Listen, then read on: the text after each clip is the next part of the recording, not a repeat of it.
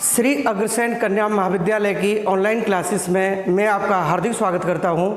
तो बेटा आज हम क्या पढ़ेंगे? आज हम पढ़ेंगे जो एलिप्स के बारे में जो मैं पढ़ा रहा हूं, दीर्घवृत्त के बारे में। अभी तक मैंने आपको फॉर्मूले को कैसे ड्राइव करते हैं और फॉर्मूला मैंने ड्राइव करना बताया था कि दीर्घवृत्त का समीकरण किस तरह से ज्ञात किया जाता है, और उसके अंदर मैंने एक लेक्चर में ये भी बताया था कि कौन कौन सी प्रॉपर्टी उसमें से निकल कर आती हैं। ठीक है, तो आज हम उन प्रॉपर्टी को अप्लाई करेंगे एक क्वेश्चन के माध्यम से कि एक क्वेश्चन देखते हैं। ठीक है, कि देखो एक क्वेश्चन देखते हैं। एक क्वेश्चन है, यदि एक दीर्घवृत्त का समीकरण 4x² प्लस 9y² बराबर 36 है, तो इसमें कौन कौन सी चीज़ है कि नाभियाँ कैसे ज्ञात करते हैं, उत्केंद्रता कैसे ज्ञात की जाती है, और इसका केंद्र कैसे ज्ञात किया जाता है, और इसमें जो आपके नियता का समीकरण कैसे ज्ञात किया जाता है, वो हम देखते हैं। सबसे पहले बेटा इसमें दिए गए इस समीकरण को आप कौन से स्टैंडर्ड फॉर्म में इसमें ब्रेक करेंगे। तो स्टैंडर्ड फॉर्म में ब्रेक करेंगे तो क्या होता है दीर्घवृत्त में x² y² b² बराबर कितना होता है? 1 के बराबर होता है। ठीक है, तो ये 1 के बराबर आएगा तो हमें 1 करना होगा। तो क्या करना होगा कि दोनों ओर 36 से भाग देने पर, अब 36 से भाग दिया तो क्या होगा 4x² 36 प्लस 9y² 36 और इक्वल्स टू 36 से ये 1 बार कैंसिल हो जाएगा, और इस 4 से ये कितनी 9 बार, और इस 9 से ये 4 बार, तो x² 9 और प्लस y² 4 इक्वल टू कितना आ जाएगा 1। ये समीकरण 1 हो गया बेटा। तो ये स्टैंडर्ड फॉर्म में ब्रेक हो गया, एलिप्स की स्टैंडर्ड फॉर्म ब्रेक हो गया। अब हम सबसे पहले ये देखते हैं इसके अंदर कि इसके केंद्र क्या हैं। सबसे पहले आप क्या ज्ञात करें? केंद्र ज्ञात करें। अगर केंद्र मालूम पड़ गया इसका सेंटर एलिप्स का, तो हमें पता लग जाएगा कि कौन कौन सी चीज़ कैसे निकाली जाएंगे। तो देखिए, ये तो अगर इस तरह से आपको समीकरण दिखाई दे तो इसको समझ जाइए कि इसका जो केंद्र होगा वो मूल बिंदु पर होगा। ठीक है, और एक इसकी जो स्टैंडर्ड फॉर्म होती है कि x प्लस माइनस h का whole square upon a² plus y plus minus k of whole square upon कितना b² इक्वल टू 1 के बराबर होगा। ठीक है, b²। ये स्टैंडर्ड फॉर्म होती है कि x plus minus h of whole square upon a² और plus y plus minus k का whole square upon b² equal to 1, ये होती है। देखो h और k के मान इस समीकरण के अंदर कैसे हैं? 0 हैं। ठीक है, तो इससे तुलना करें तो क्या होगा? पहला क्या है कि दीर्घवृत्त का केंद्र h, k है बराबर कितना हो गया? 0, हो गया। इससे पता लगता है कि दीर्घवृत्त का जो केंद्र है वो मूल बिंदु पर है। कहाँ पर है? मूल बिंदु पर दिया गया है। तो मूल बिंदु पर दिया गया है। दूसरा है इसमें कौन सा निकालेंगे इसमें? अब ये पता लगाएंगे कि जब दीर्घवृत्त का केंद्र क्या है 0,0 यानी मूल बिंदु पर। ठीक है, मूल बिंदु पर है। तो यदि ये मूल बिंदु पर है तो आप ये समझ जाइए कि इसकी जो नाभियां हैं वो या तो अनुप्रस्थ अक्ष पर बनेंगी या फिर संयुग्मी अक्ष पर बनेंगी, यानी x अक्ष पर या y अक्ष पर बनेंगी। तो देखते हैं, अब ये पता लगाना है कि इसकी नाभियां x अक्ष पर हैं या इसकी नाभियां y अक्ष पर हैं। देखते हैं, तो ये जो है आपका इसका और इसका कंपैरिजन करें तो a² इक्वल टू कितना हो जाएगा? वो 9 और b² का इक्वल टू हो जाएगा 4। ठीक है, अब a इक्वल टू कितना हो गया 3 और b इक्वल टू हो गया 2। देखो a is greater than b है, तो ये समझ जाइए कि a is greater than b है, तो यानी दीर्घवृत्त की नाभियां x अक्ष पर होंगी। किस पर होंगी? x अक्ष पर होंगी। ठीक है, इससे पता लग गया ए इज ग्रेटर देन बी। अब ए इज ग्रेटर देन बी पता लग गया तो अब हम इसकी क्या निकालें, क्या निकालेंगे? उत्केंद्रता ज्ञात करें। तो तीसरे नंबर पर इसकी उत्केंद्रता पता लगेगी।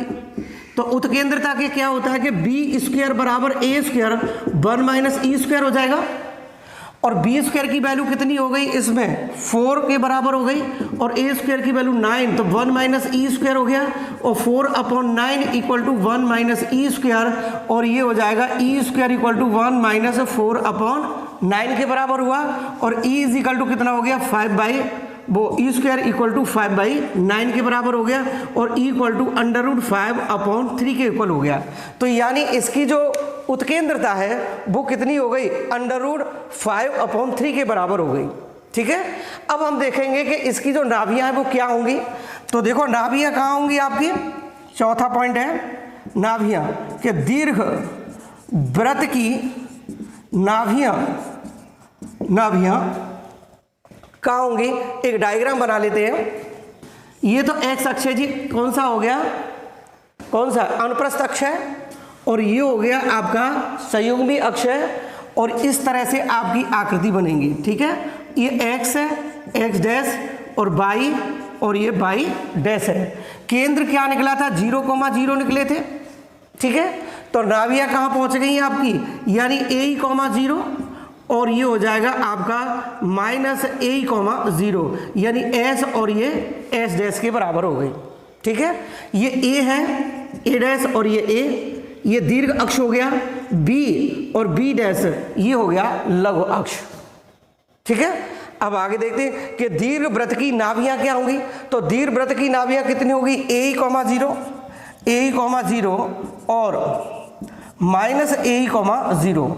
देखो A की वैल्यू कितनी दे रखी है इसमें 3 है, तो A की वैल्यू 3 होगी, तो 3 इंटू और E की वैल्यू √5/3, 0 और -3 इंटू √5/3, 0। 3 से 3 कैंसिल हो जाएगा, तो कितना आ जाएगा ये कि √5,0 और -√5,0 इसकी नाभियां हो गई।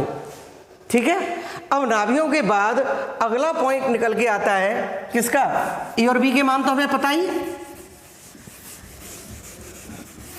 चौथा पॉइंट निकला, पांचवा पॉइंट निकालो इसका।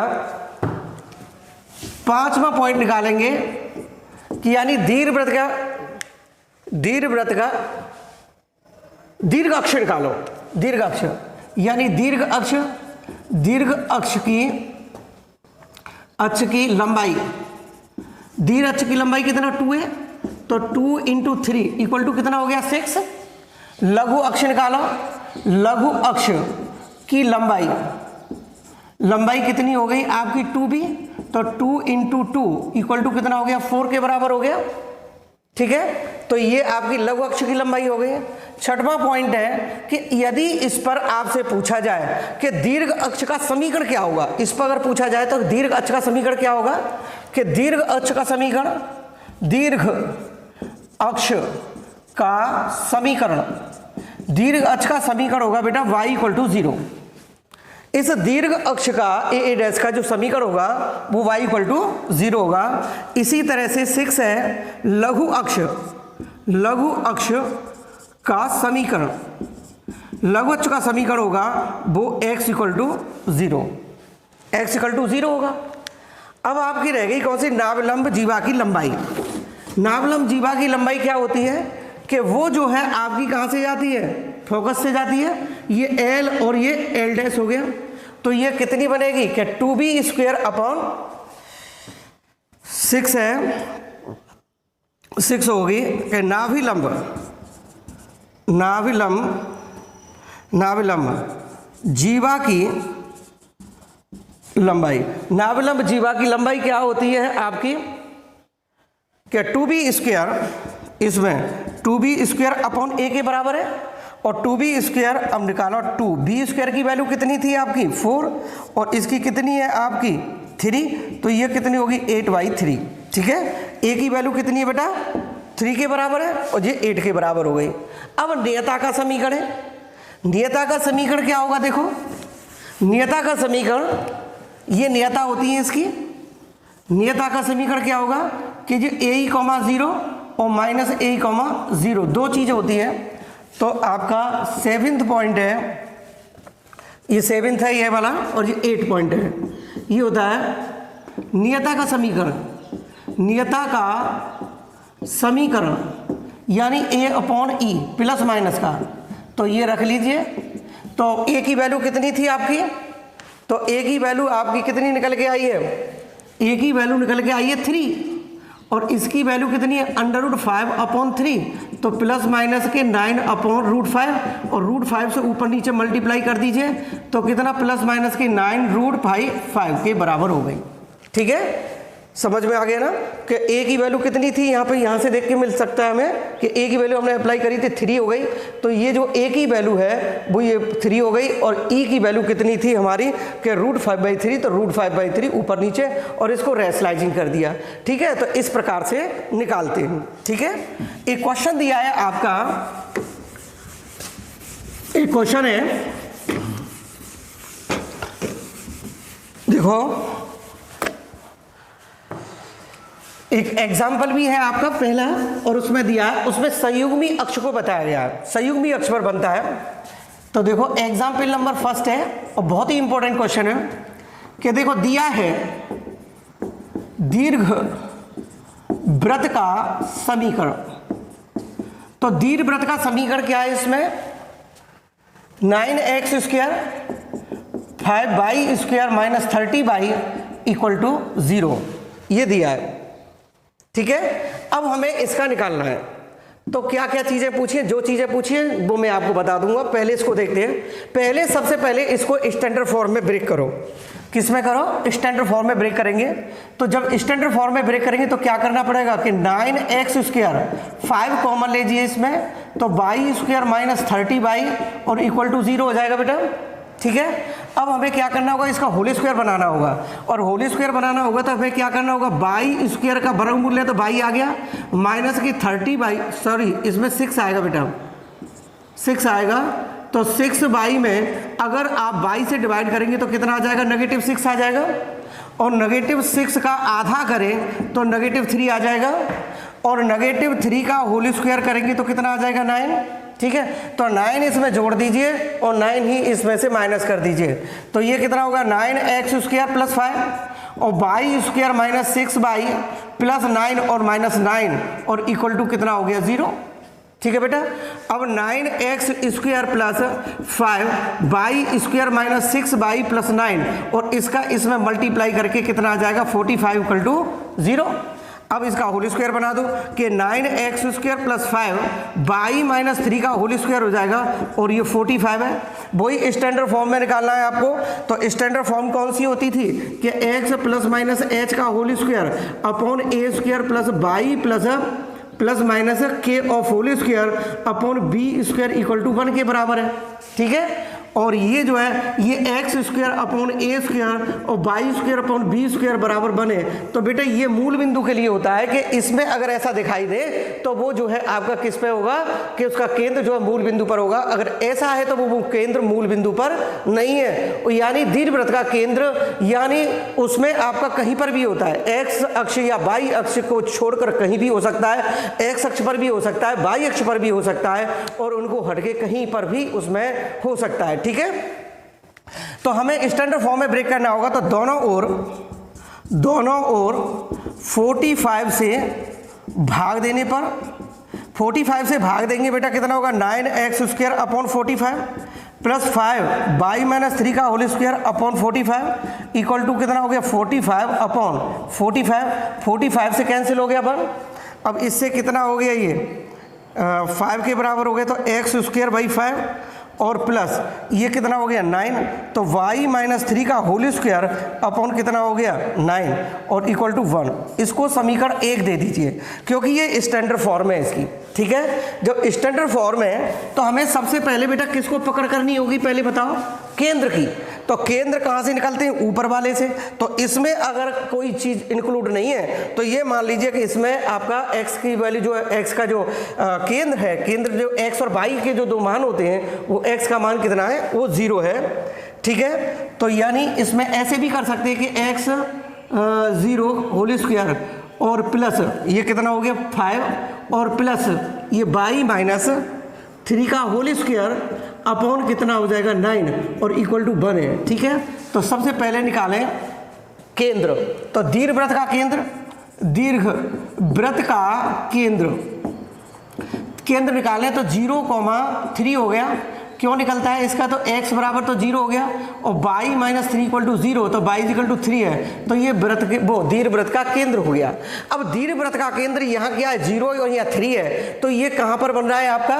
कि y अक्ष पर बन रहा है, y अक्ष पर है।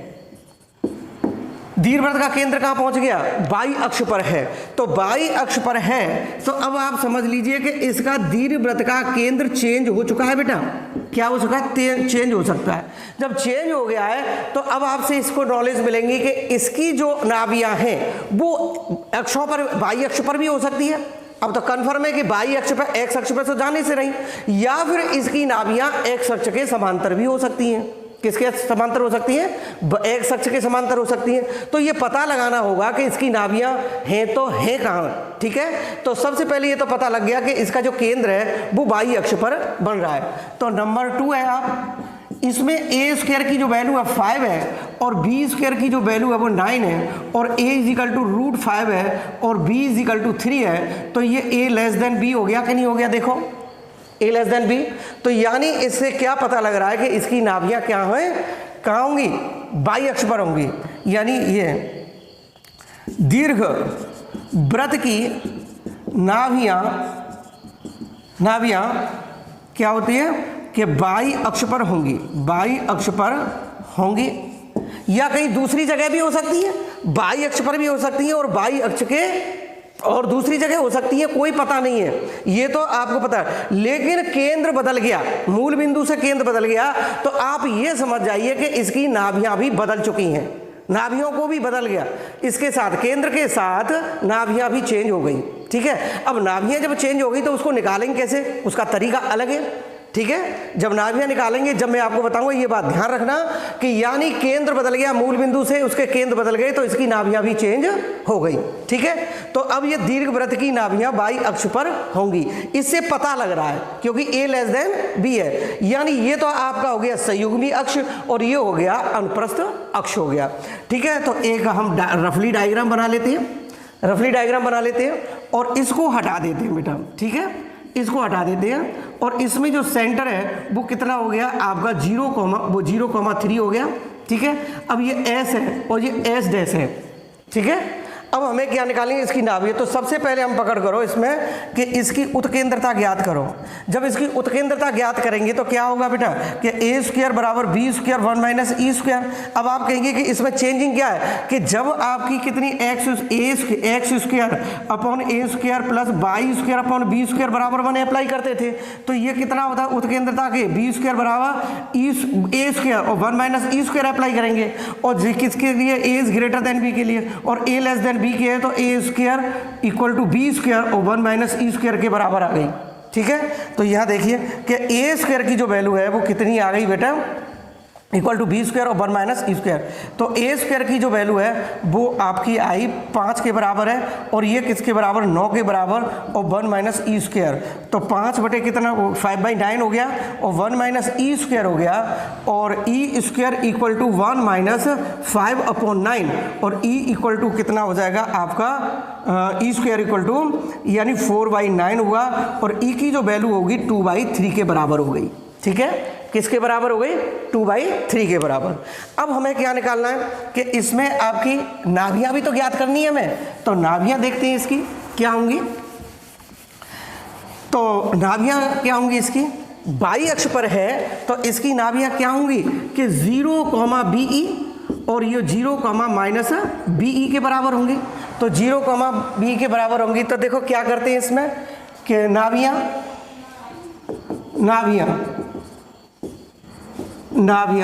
तो यानी 0,be और 0,-be के बराबर है 0। b की वैल्यू कितनी है इसमें? और b की वैल्यू है आपकी वैल्यू 3, तो ये कितना हो गया? 3 इंटू और ये बनेगा आपका 2/3 और दूसरी है माइनस का 3 और 2/3, इससे कैंसिल करो तो देखो 0,2 और ये होगा 0, -2 के बराबर हो गया।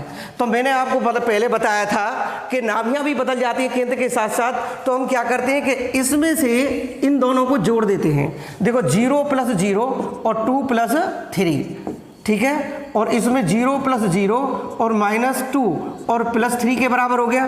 देखो 0 और 5 हो गई एक तो, और 0 वो +1 के बराबर, ये इसकी नाभियां हो गई। फिर है आपका पांचवा दीर्घ अक्ष की लंबाई। दीर्घ अक्ष की लंबाई, तो दीर्घ अक्ष की लंबाई कितनी हो गई, 2b के बराबर है, तो 2 × 3 = 6 के है। और ये लघु अक्ष की लंबाई, तो ये कितनी हो गई, 2a के बराबर, तो 2√5 के बराबर हो गई। ठीक है, ये वैल्यू थी। ठीक है, यही चीज़ निकलवा रहा है आपने। अब एक नाभलंब जीवा की लंबाई और निकलवा रहा है कि नाभलंब की लंबाई, तो नाभलंब की लंबाई किसके बराबर होगी, कि नाभलंब की लंबाई किसके बराबर होगी, नाभलंब की लंबाई, तो नाभलंब की लंबाई होगी बेटा ये किसके बराबर होगी, क्या 2a² b के बराबर।